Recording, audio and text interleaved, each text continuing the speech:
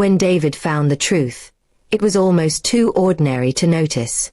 A message notification popped up on his wife's phone while she was in the shower. He hadn't meant to look, but the preview showed a name he didn't recognize and a line that said, "Last night was amazing, I can't stop thinking about you." His heart dropped instantly. 10 years of marriage flashed before his eyes. Birthdays, long nights, the house they built together, all crumbling in an instant. At first, he couldn't believe it. He told himself there must be some misunderstanding, a wrong message, a joke maybe.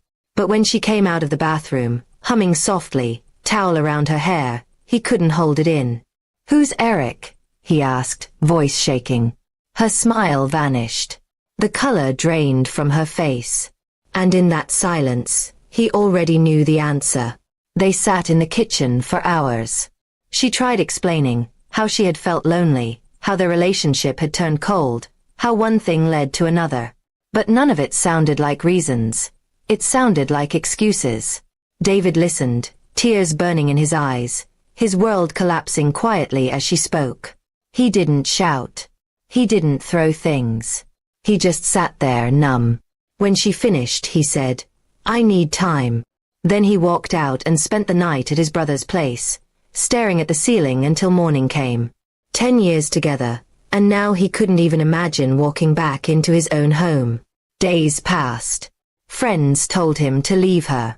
His brother said she didn't deserve another chance. But David's heart wasn't made for revenge. It was made for love. He thought about their first date, their wedding day, the laughter they shared when things were simple. Maybe, he thought, love could survive betrayal. He met her at a small cafe after a week. She looked exhausted, eyes swollen from crying. "I'm sorry," she whispered the moment she saw him. "I'll do anything to fix this." For a long moment, he said nothing. Then finally he spoke. "If we're going to try again, there can be no more lies." They started marriage counseling. The first few sessions were rough, anger, tears, awkward silences. But slowly, something began to change. She opened up about her mistakes, and he admitted his emotional distance over the years. They began to talk again, not as strangers, but as two broken people trying to rebuild. Months passed, and things seemed better. They went on walks again, cooked dinner together, and even laughed like old times. David wanted to believe that maybe they could make it through. But deep inside, a shadow still lived in his heart, a quiet doubt that never went away. Then one evening, he saw it again. A message on her phone. This time, she didn't hide it. It said, "I miss you, but I can't talk anymore."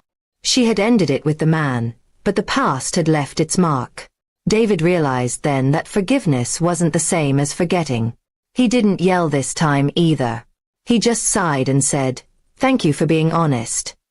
She cried again, begging him not to leave. But something in him had changed. He understood now that love without trust was only a memory pretending to live. A few weeks later, David moved out. He didn't hate her. He didn't wish her pain. He simply needed peace. They kept in touch for a while, mostly about the house, bills, and unfinished things. But slowly, the distance between them grew into silence. A year later, he wrote her a letter. In it, he thanked her. For the good times, for the lessons, even for the heartbreak. He told her that despite everything, he hoped she found happiness. It wasn't bitterness that guided his words, but closure. Now, 2 years later, David has learned to live alone. He spends weekends hiking, has made new friends, and even started painting again.